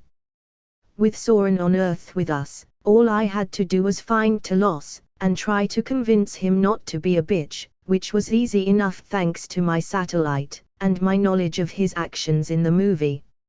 I mean, the guy had replaced the director of S.H.I.E.L.D. by now, which made my search way easier and shorter. Anyhow, once I had his location, I teleported to him with Soren, and slapped him for lying to me. With the bitch slap out of the way, I proceeded to offer him a deal of sorts. He would start being honest, and I would help him fight the Kree. With Soren on his arms, he accepted, albeit he was a bit reluctant to do so.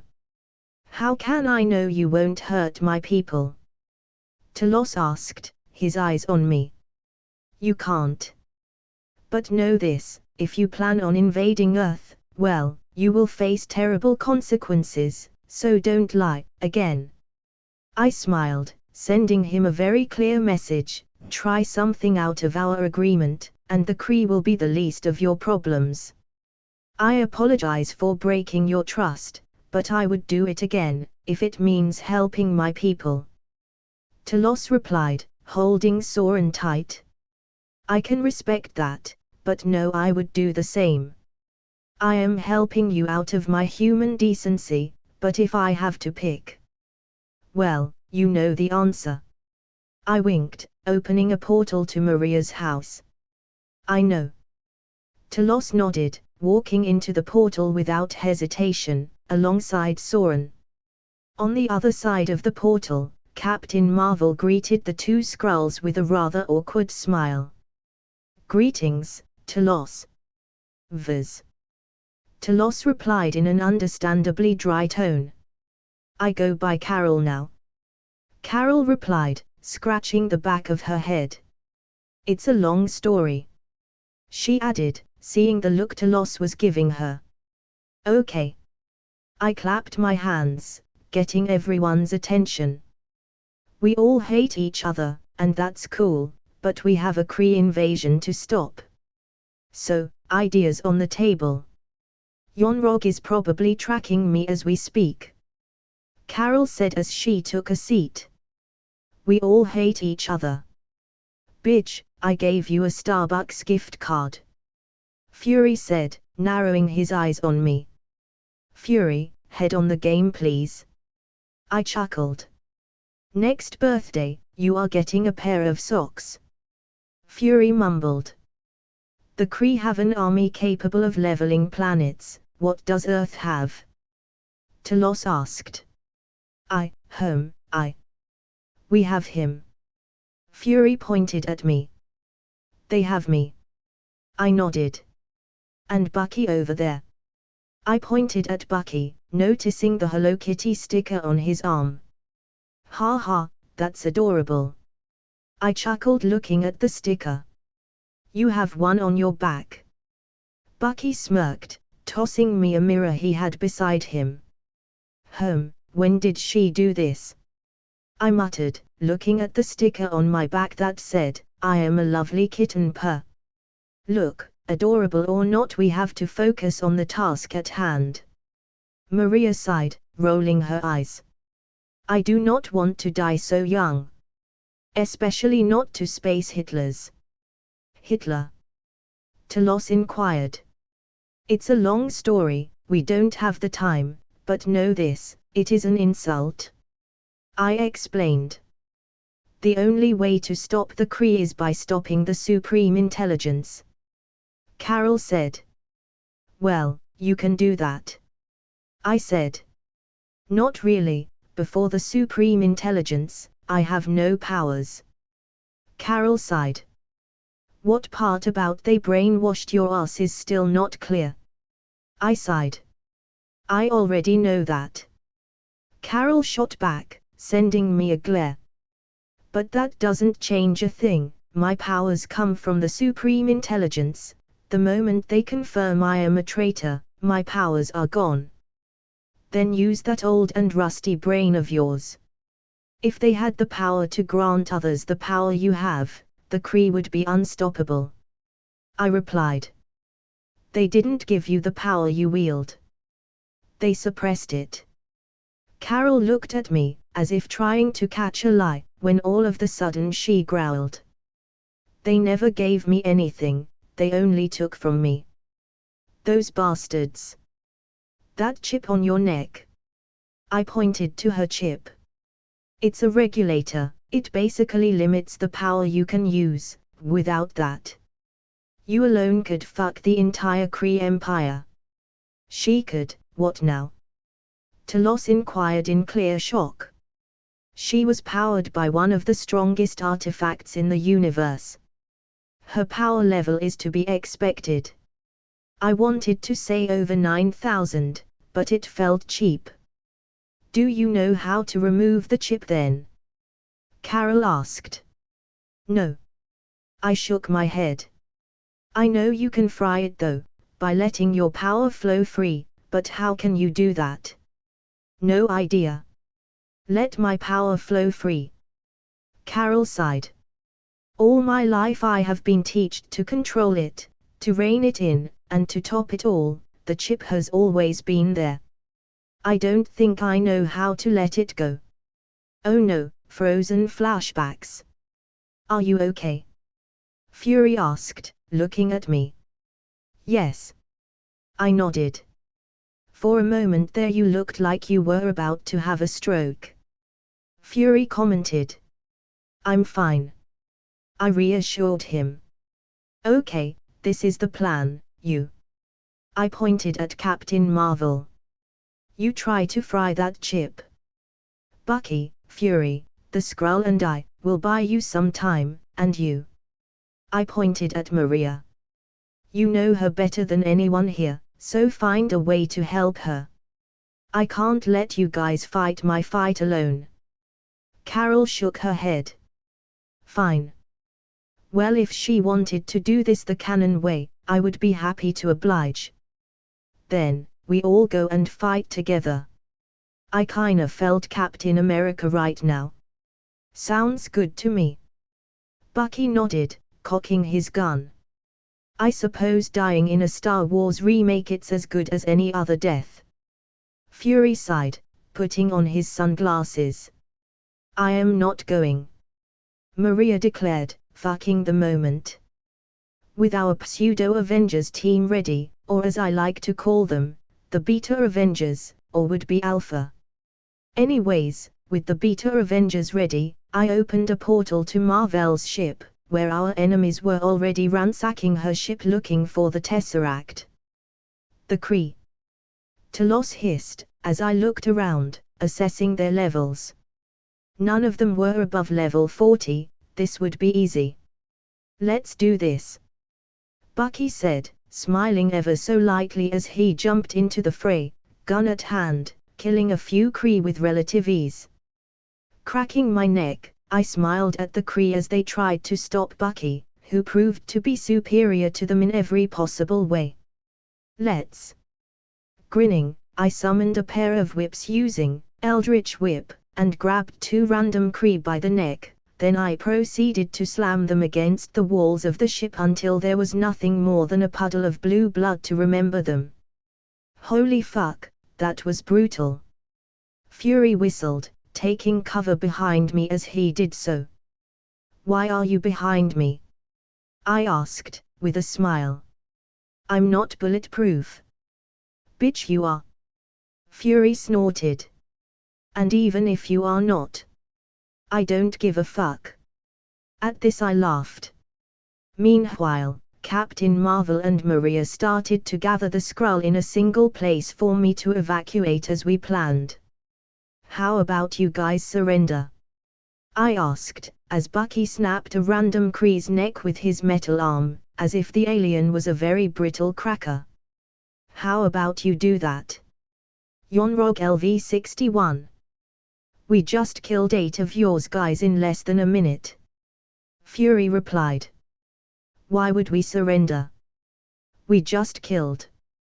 He must mean Bucky and me. Because if you don't. Yonrog smiled, pointing his blaster to a little Skrull his man had captured, Varank LV-2. She was hiding in the closet, how adorable. That was a very short fight, very disappointing. Please? Talos and Soren begged me at the same time. Did they really think I was about to let a little girl die just because? I wasn't that much of an ass. Fine. I sighed, it really didn't matter, as soon as they lowered their guards I would kill them. You are a monster. Carol hissed, glaring at Yonrog, as she tried to activate her powers, but failed miserably. A monster you loved 2 days ago. Yonrog said, turning to his men. Take them. I hope you have a fucking plan, I do not want to die in space. Fury whispered. Relax. I muttered, as I allowed the Kree to put their cuffs on me. With a satisfied smile, Yon-Rogg gave one last order. Take them to the ship. There we will deliver punishment. Inside the Kree ship, we sat awaiting our judgment. Also it looked, I was actually waiting for Carol to break out of the Kree's control, this time with all her power. As for Carol, she was nowhere to be seen. If memory served me right, she was already talking with the Supreme Intelligence. So, what's the plan? Fury whispered, as the Kree scanned us with a weird-looking scanner. Human. Threat. Low to none. This can't be right. One of the Kree muttered, Hanpo LV-32, as he scanned Bucky over and over again. He killed 5 of us, in under a minute, how can his threat be low to none? Scan the other one. Rumra LV-29, she pointed at me. Human. Threat. Low to none. The female Kree hummed, completing the result. It must be broken. She concluded. Alex, please tell me you have a plan. Fury asked again. I do. I nodded. Which is? Fury pressed. We wait for a signal. As if on cue, Yon-Rogg came into the room we were being held in. Who here has the core? He hissed, seething in anger. The core of what? I asked. Yon-Rogg glared at me, pointing his gun at Soren. Where is the core? He asked with a snarl. And the threat was clear, say something I don't like, and she dies. He has it. A random Skrull shouted, pointing at me. I looked at the Skrull who had ratted me out and sighed. I do, I have it. Good, now where is it? Yon-Rogg pressed, this time his gun on me. Well, if you want it. You will legit have to wait 24 hours. I lied. Why? Yon-Rogg hissed. Well, I put the core in a pocket dimension I can only access once a day. I replied, breaking Bucky's cuffs with my telekinesis, thank all the gods he was behind me, which made this entire thing easier, for no one was watching him. Would that fact remain the same, even if I kill every single person here? Yon-Rogg growled, glaring at me with flaming anger. Yes. But. And hear me out. How about instead of doing that? I hummed, slowly creating a shield around everyone around us, you avoid the punch coming to your face. I said. Getting his signal, Bucky jumped at Yon punching him. Kill them. Yon-Rogg hissed. At his command, all the Kree started blasting at us. But the shield I had prepared while buying some time, was more than enough to stop the incoming blasts. Now what? Bucky asked, as I handed him a weapon from my inventory. Now we kill them. I said, giving Talos, Fury and Maria a weapon. Where do you keep this? Maria asked. Questions for later, my magic shield won't last much longer. I cut her off, for at the pace the Kree were shooting, my shield was nearing its limit. But before we could start fighting the Kree, an explosion was heard in the distance, an explosion I was all too familiar with. I mean, I got punched by said explosions a few times in the Antarctic, although they were much weaker than this one. It seems Carol has finally broken free. I chuckled. So, we kill those motherfuckers? Or? Fury asked. Oh sure. I nodded, as we once more jumped into the fray. This time however they had nothing to stop us, no little girl to use as leverage, no nerfed Captain Marvel, nothing. Free from the feeble restraints that once hold us, I smiled as I walked up to Yonrog with a rather condescending look as he stood up from the ground. Well, I think it's safe to assume Carol broke free from your Skynet wannabe. Yonrog hissed, baring his teeth at me like an animal in dismay. Is that all? A hiss. Frankly, I expected something more eloquent as your last words. I chuckled, punching the Kree general on the face with enough strength to send him flying across the room.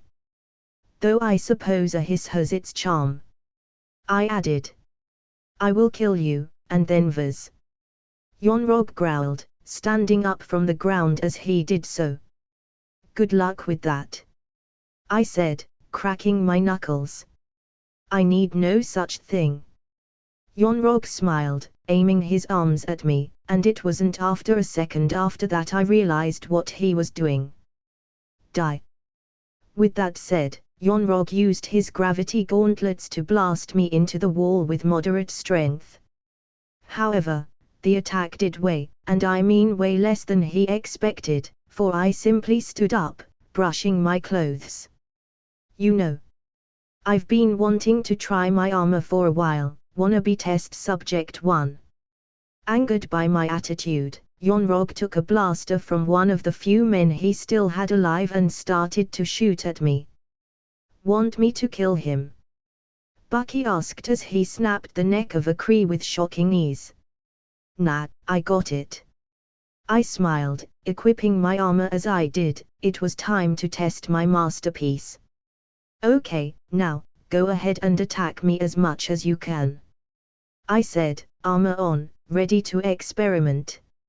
However, before I could even get hit by the Kree general, a violent roar was heard at the distance, the sound slowly approaching with each passing second, making the intensity of the roar grow exponentially. Yonrog. I guess I won't get to test my armor. I sighed in disappointment, as Carol blasted through the walls like the Kool-Aid Man, coming into view. I am free, Yonrog.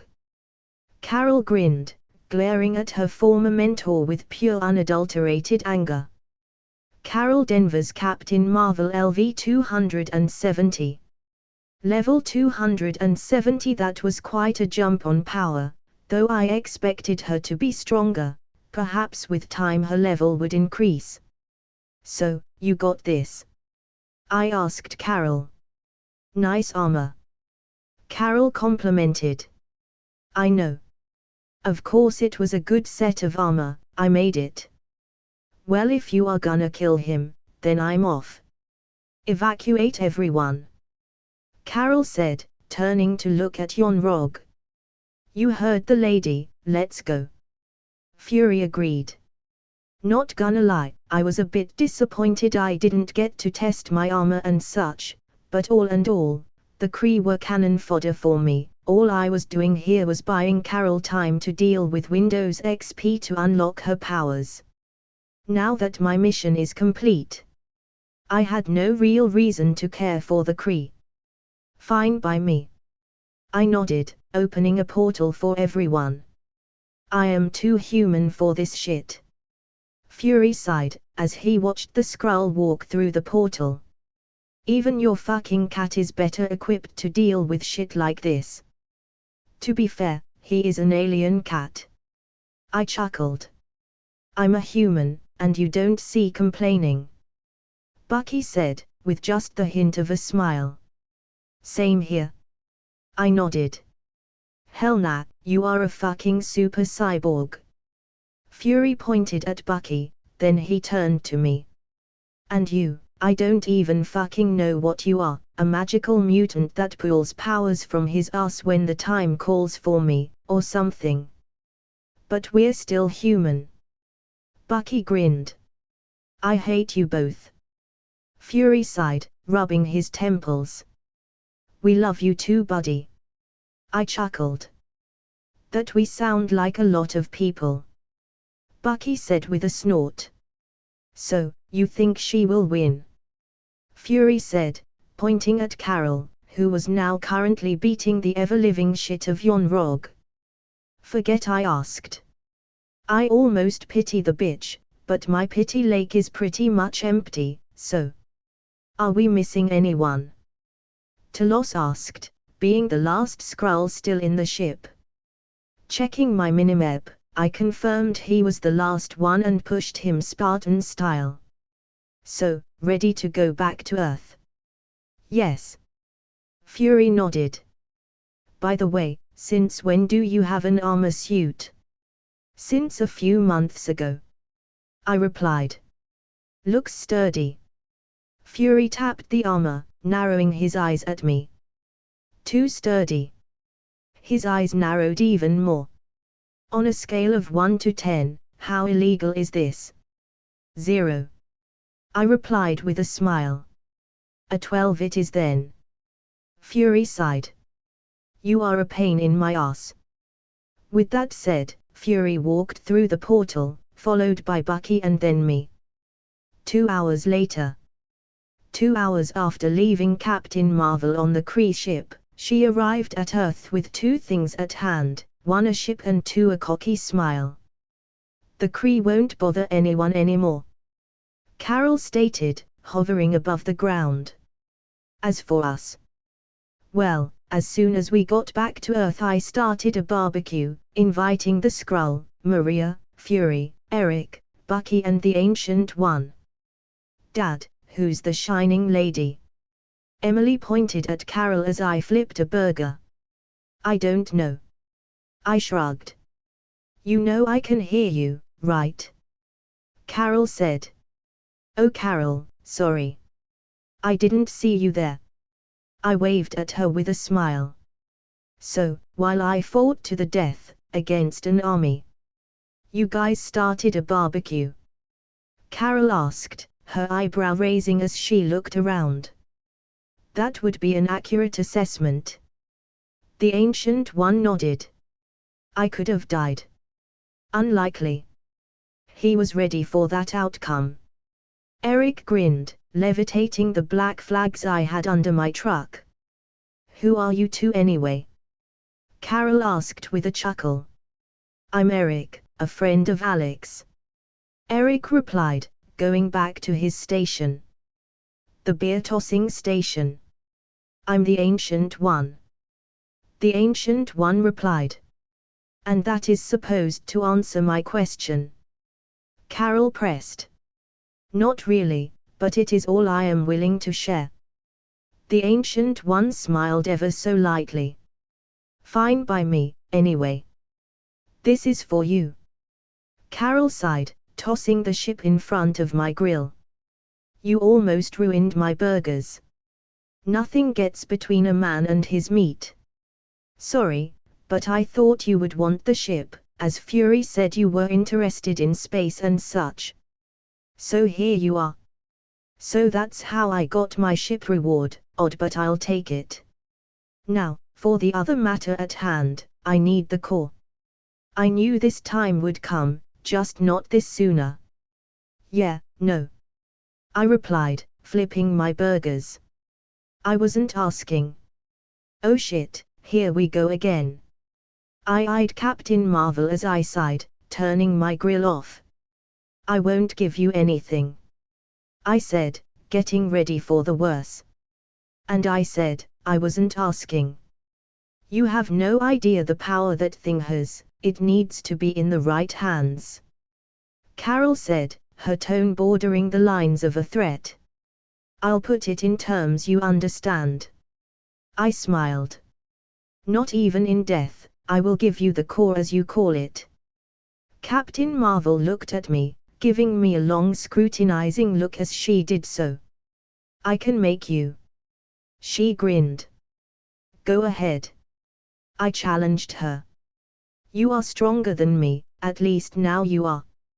So go ahead, beat me up, I will put up a fight, but considering the power you now wield, I will lose, but no matter how much you punch me, the core stays with me. Sorry, Fury here. Fury said, getting our attention. The fuck is the core? An item of unimaginable cosmic power. Carol replied.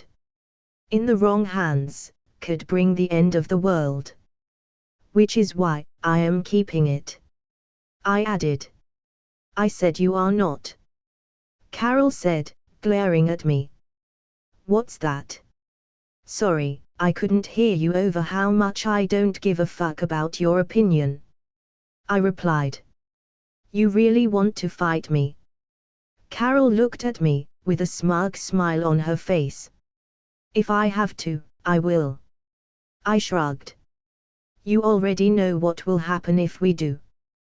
Carol said, her fists glowing, but before she could take another step, Eric shut her up by throwing my truck at her, blasting her into the ground. I was getting tired of the conversation. Eric said, looking at me. How strong is she? Stronger than Vuk, weaker than Jean. I replied, equipping my armor. Great. Eric sighed, turning to look at where Captain Marvel was with a worried look. That was cute.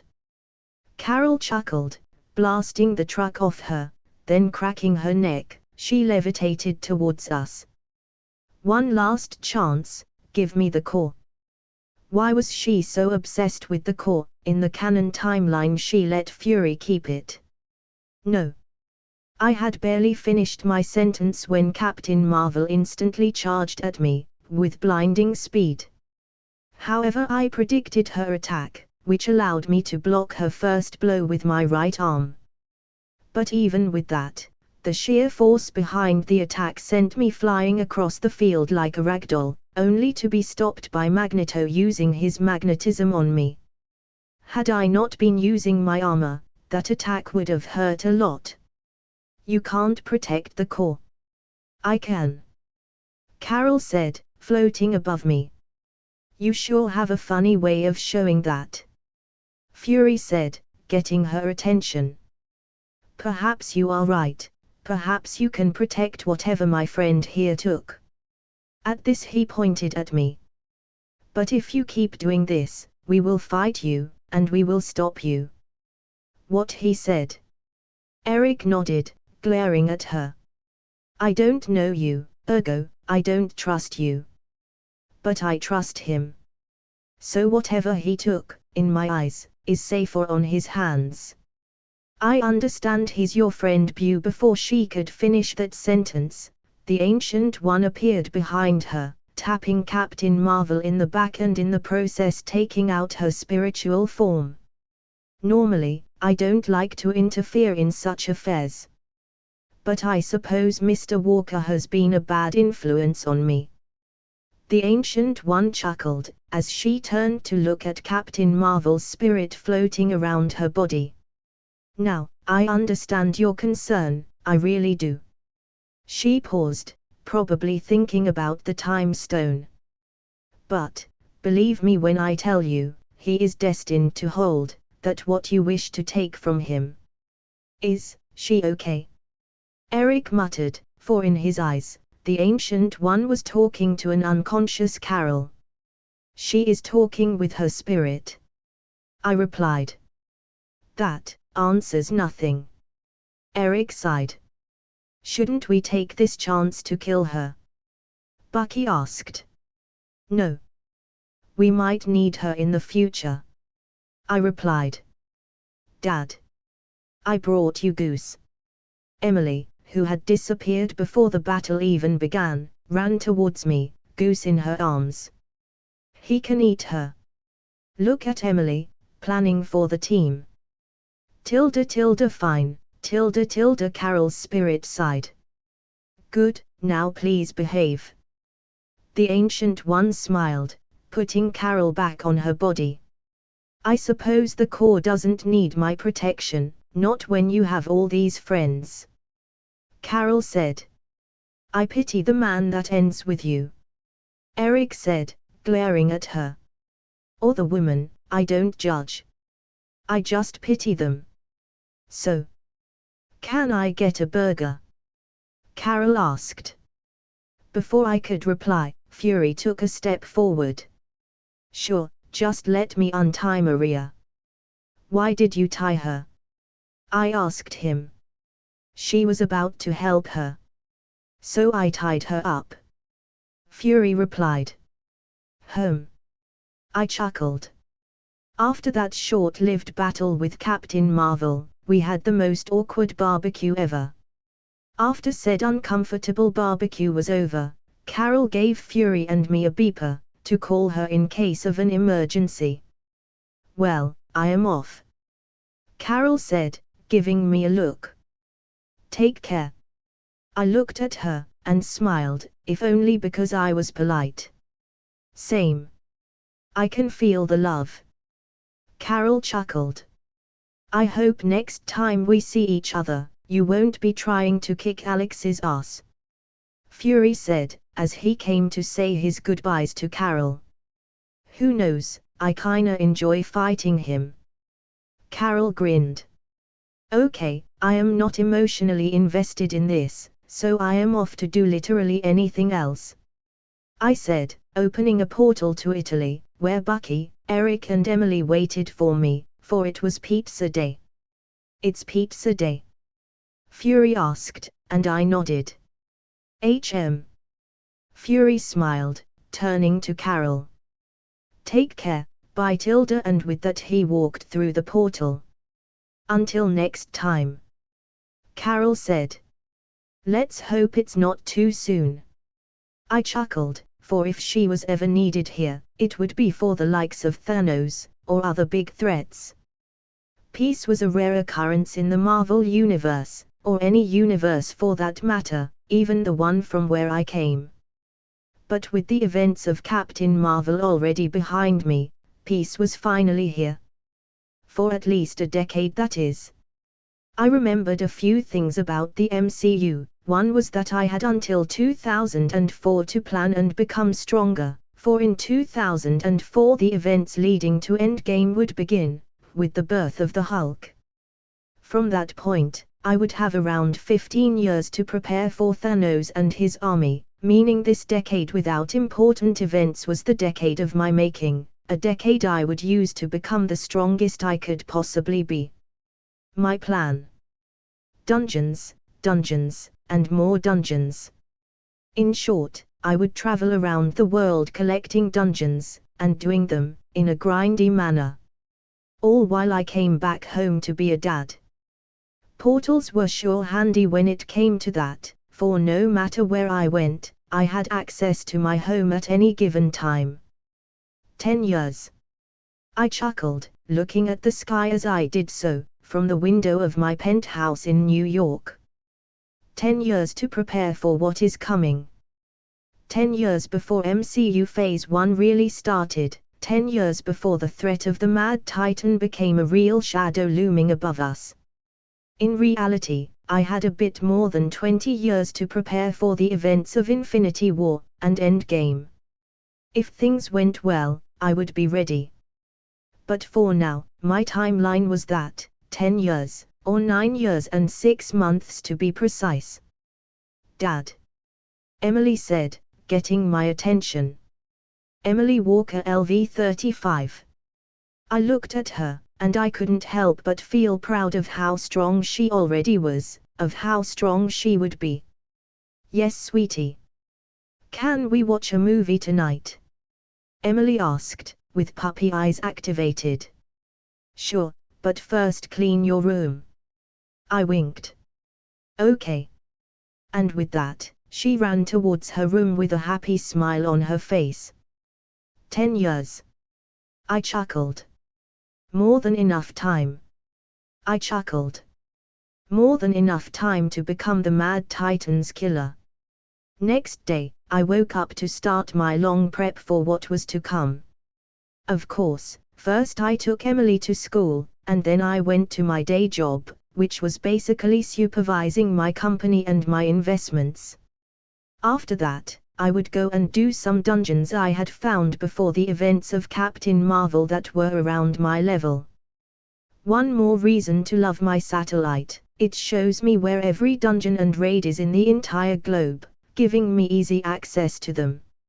Lamentably enough, raids are way above my current level, heck the earliest raid is level 250, but eventually I would get there. I was after all level 157. Heck, some of the raids were even level 500 and higher. I can only imagine how hard those babies are. I will probably need a group for them, like one does in a normal raid. Anyway, back to what I was doing, working and making some money. Time to work. I smiled, opening a portal to my office in my company. Working as the chief executive officer for my own company was incredibly dull and bland. But life was not always full of thrill and excitement, so in the end, I was happy with a bit of monotony. I mean, a few years ago I used to be a college student watching movies with his friends, and now I am a dad, a warrior, and in a way, a prophet. Though, regardless of my love for the new shade of monotony in my life, I needed to find someone to take care of my company if I wanted it to actually grow, a CEO capable of running the train without my constant supervision, someone making money for me. Perhaps I could steal Pepper from Tony. Nah, she is much too young right now to be leading a company. Also, I need someone with knowledge in physics and other sciences. Sir. My secretary knocked at the door of my office. Yes. I replied, looking at the door as I did so. Hank's pizza is here. Oh, my lunch was here. Wait a minute. Hank PYM, he can be my CEO, he's smart, and fills all the criteria boxes. Keep the pizza, I have something to do. I replied as I pulled my phone from my pocket to call Fury. Nick Fury POV. 2 weeks in Hawaii, and I lose a fucking eye to one of them terrorist bitches. I didn't lose the fucking eye to Hydra, nor to the Space Bitch Patrol, but to humans. Alex won't ever let this die down, and what's even worse, Bucky now has material to work with. Coulson, you do the paperwork, I have shit to do. I ordered, as I walked to my quarters. If there was any consolation to this, it was that at least, soon enough I would have no need for doing such missions, with the current director of S.H.I.E.L.D. retiring, and naming my ass as his successor and all, I would be the one giving the missions. Tilda, a bitch, it's calling, answer the phone. Tilda. Alex is calling her. Hello. I said, taking the call. Already imagining what came next. Tilda. Fury, I need your help. Tilda. Fury, I need your help. Ha ha. Fucking nailed it. What is it this time? I asked with a chuckle. I need to know where Hank PYM lives. Alex replied, sounding rather excited about all of this. I think I can find that information, but can I know why? I asked, curious as to why he wanted to know where an ex-agent of S.H.I.E.L.D. lived. I need a CEO with knowledge in genetics, physics, and other sciences to help me out with my company, and well, Hank is probably my best choice. Alex replied. Funny enough, if he says no, I will try and hire the furry version of Hank, both work just fine. The furry version of. I really won the lottery with this, brother. Sure, I will find you the address, but you owe me one. And that one would be not making fun of my eye situation. Sure. Alex replied. So, how is work? He asked after a second of silence. Good, nothing as exciting as stopping an alien invasion, but enough to keep me busy. I replied with a chuckle. I like that, not having to deal with constant lethal threats. Alex replied, with a long tired tone, one that I could fully comprehend. I know how you feel, but it is what it is. We have the curse of caring, and the knowledge to do something about it, so here we are, two men fucking the world. I replied with a sigh, my hand on where it used to be my eye. At least you have power though, I be fighting monsters with a gun. I added with a chuckle. I suppose it's true. Alex chuckled. Well. I have to go, text me with the address. Sure, take care. And remember, movie night with Emily tomorrow. That little girl was terrifying. Somehow she had managed to guess my passcode to my calendar, to add my dates with her on it. I know. Alex chuckled. I have 22 reminders on my phone, and 10 on my fridge. Ha ha. I chuckled. Okay, take care. Alex sighed. Bye. I smiled, hanging up the phone. Within a week, Fury found the information I needed, and so I embarked on a small journey to meet with Hank Pym. At the door of his 2-story house, I knocked at the door, and waited, wondering if he would even accept my offer. Opening the door, a man in his 50s greeted me, his eyes giving a wary look as he did so. What can I do for you? He asked. Hank Pym LV30. Hello Mr. Pym, my name is Alex Walker, and Well, I have a proposition to make. I said, extending my hand for a handshake. I am not interested. He almost growled. Why is that? I asked. I mean, he had yet to hear my offer. I know what you want, this is not the first time they try something like that. He scoffed, getting angrier by the second. I won't give anyone the formula. With a smile, I shook my head. I don't work for them, and even if I did, I have no interest in your formula Mr. Pym. I grinned. All I want is some help with my company, nothing more, nothing less. He stared at me, as if trying to find the lie within my words. You say you don't work for them, but you still know about them. Excuse my skepticism, but I don't believe you. He snarled, throwing the door in my face. But as he did so, I opened a portal behind him. I really have no interest in your PYM particles. I said, startling the man who in turn punched me in the face out of instinct. The punch did nothing. How did? Never mind, get out of my house. He roared, his eyes piercing me like 2 spears. Mr. Pym, I need a scientist to lead my company, not your invention. I assure you, if you give me a minute of your time, you will see all I need is a CEO, one with experience being a scientist. I said, trying to sound as friendly as possible. 1 minute. And then you're gone. He sighed, gesturing to me to go into his living room in a rather angry manner. Thanks, and sorry for the troubles. I smiled, walking into the living room. Taking a seat, Hank glared at me and said, Speak, you have 1 minute, make it worthwhile. I have a company that is barely starting out. It specializes in genetics, nanotechnology and human enhancements, as well as molecular and atomic studies. But as of now, it's a money funnel for me, because while smart, I am no scientist, but you are. I said, taking a seat on one of the chairs in his living room. You are correct to assume I worked with S.H.I.E.L.D., but it was more like an alliance of sorts. We shared the same enemy, and we both teamed up to destroy it. What enemy? Hank asked. Hydra. I replied.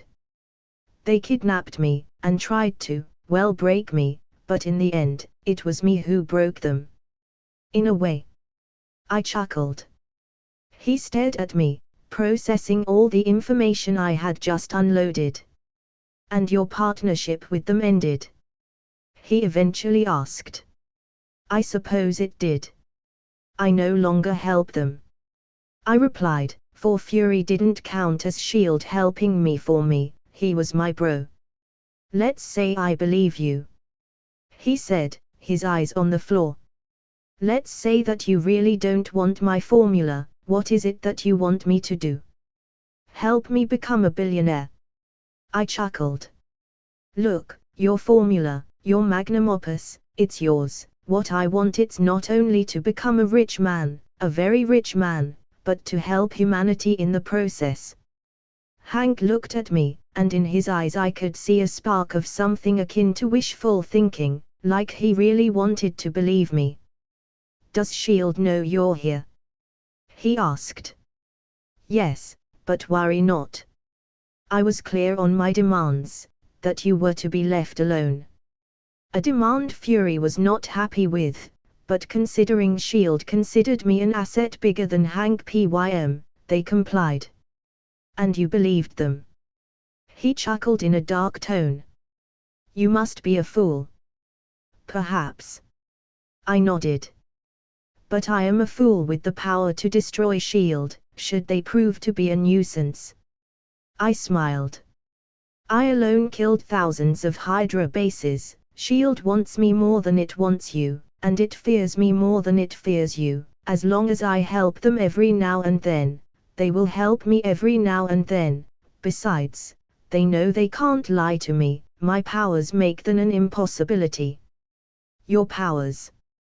Hank asked with a bit of interest. I can see where everyone's true alliance lies with, so no matter how good a spy is. I grinned. You can see it. He finished for me. Remarkable. Look, as of now, all of my employees are ex-S.H.I.E.L.D. scientists, but should you take this job, you would be free to hire and fire everyone you like. I said.